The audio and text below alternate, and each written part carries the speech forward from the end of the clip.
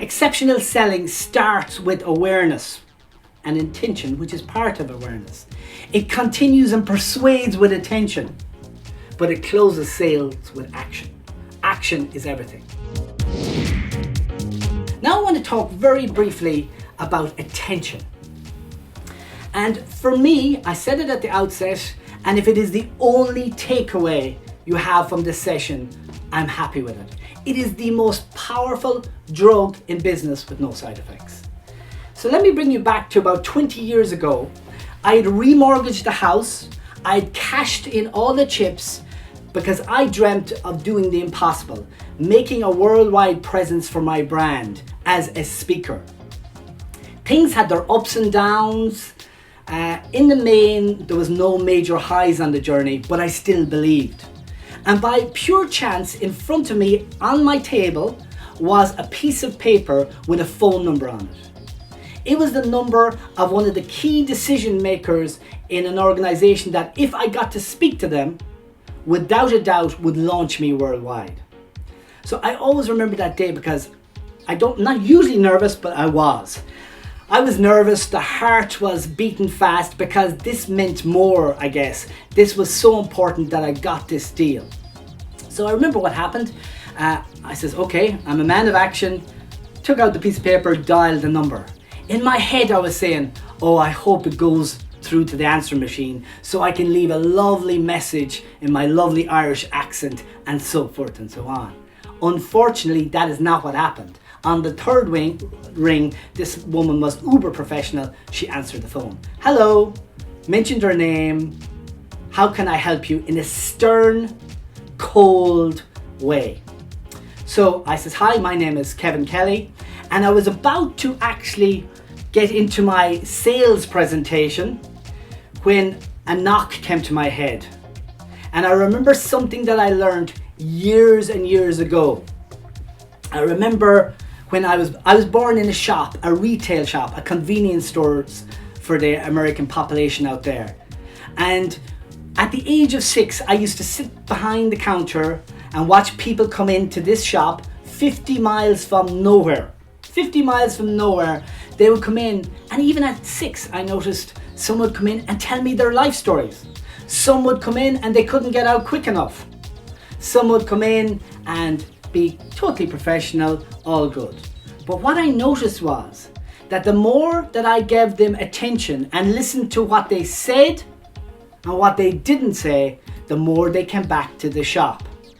Indeed, at the age of 7, I believed that I was the youngest therapist in the world because I was listening to everybody's problems. What did I learn? The importance of paying attention. So let me get back to my important sales deal. So in my head, I'm going, hold on, I need to pay attention. What is her voice saying to me? What her voice was saying to me was, hey, I don't want to talk to you. I'm too busy. Get off the phone. So I did. I wonder what you would do. I wonder, have you had calls like that? What would you do? Well, what I did was straight away was Mary, that's not her name. It's clear that it could be a bad time. I'm just wondering, would there be an opportunity in the future to speak to you? Immediately her voice changed. She said, absolutely, no problem whatsoever, much more positive. In fact, I'm available tomorrow. And I got to speak to her the following day. Now, I won't go into what happened later, but for now, I will tell you it was the biggest gig of my life. 5-figure deal, 5,000 people in Korea. How did I seal the deal? By paying attention. And it's called paying attention for a reason. You have to invest in the process. You have to invest 100% of yourself in the process. That's the value of paying attention. But it's very, very challenging at the moment. And here's the challenge, all on one diagram. Let me go through these figures here to explain what the challenge is. Every second, 11 million bits of data goes through your brain. You have the ability to absorb 50 bits of data per second. The average attention span in 2012 was 12 seconds. The average attention span today is 8 seconds. The average attention span of a goldfish is 9 seconds. That's the window we're operating in. 47% of our time, according to Daniel Gilbert of Harvard Business School, our mind is wandering. We are interrupted every 3 minutes 5 seconds when we start a task, and it normally takes us 23 minutes to get back to the task.